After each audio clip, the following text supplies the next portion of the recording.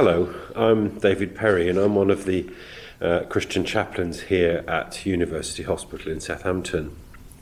As you can see from my collar here, I'm also a priest. I'm an Anglican priest in the Church of England. But we aren't all priests in the chaplaincy department. We're a mixed faith group of people and we're just here to help. Well, I'm here today, which is during Dying Matters Week, to explain a little bit more about who we are and what we do, specifically during this week of Dying Matters and what we can do at the time of death. I wonder what you think we do as chaplains. I wonder how you think we fit in to the care plan of the dying and also into the life of those who are watching their loved ones at the end of their lives. Well, I think most of us as chaplains would see life as a series of roads. I say life, not death, because death is a part of life. For all of us, death is the last part. It is the final act that we play in life, but it is nevertheless a part of life. We can't have one without the other. The thing about death and dying is that it unsettles the normal order of things that we've come to like. Usually we have our own smooth lives. Death causes us to stumble and fall. Listen to this poem by Alan Gibbs. It's called Dying Matters. Death is but a journey we have to make alone, but if we plan and think ahead, we can still make it our own. As with any trip, we have to decide from where we'd like to leave. At home is where I'd like to be, less stressful, I believe. With love and friendship and memories is what I'll fill my case. They'll make the journey comfortable to an unfamiliar place. So please don't medicalize my dying too much. It's a natural process after all. Where possible, let me decide when and where it's time to die, and surround me with care, love and friendship. That's all. Note how the main part of that poem reflects life, in that it's light, it is ordered, it's sweet, and generally because of the rhyme we know where it's going.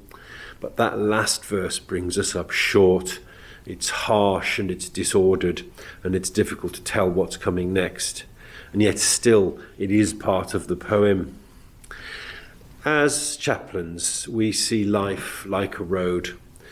Most roads we walk down are smooth, they are nicely surfaced, and often we have company. But some roads are bumpy and very lonely, and it is hard, if not impossible, to find someone to walk with us. Often death is such a road. Whether for the one dying or the ones bereaved, they find the road lonely. Most of the time, other people don't want to walk that road with us. It hurts, it is harsh, and it may be frightening, and it can be emotionally costly. In our society, at least, we find death and talk of death hard work. We'd rather not do it. So that's where a chaplain comes in. You don't need a faith to ask a chaplain to sit with you. I wear my dog collar because I am a priest, but I don't only talk to Christians or people of any faith. I talk to most people who have no faith at all, and that doesn't bother me as long as it doesn't bother them. You don't need to believe in God or anything at all to spend time with a chaplain. We will simply sit or walk and listen to anyone and everyone. We will take your fears, tears, shouts and yells, or simple questions and silences, and we really will walk the bumpy road with anyone. You might not know it, but the word chaplain comes from the Old Latin meaning a small cloak. A Roman soldier called Martin in about 350 BC saw a beggar who was freezing in the cold weather.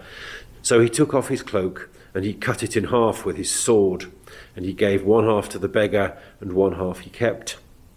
The soldier later became Saint Martin, but the use of the cloak or capella gave rise to both the word and the work of a chaplain. And this is what chaplains here at University Hospital Southampton still do. We will share our warmth with you in the coldest, loneliest moments. We and the chaplaincy team at the hospital are proud of the work we do.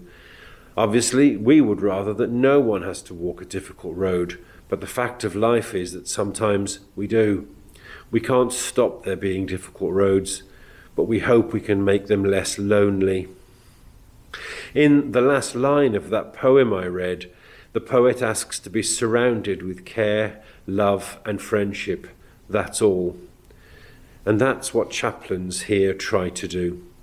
We aren't medics or nurses. We can't begin to try to fix you, but we will keep you company whilst others do. Thanks for listening, and I hope we see some of you if you want some company or quiet time. Our little chapel, or the room of quiet space, is down here on D level, and anyone is welcome to come in and just sit here for whatever reason. Thanks a lot. Bye-bye.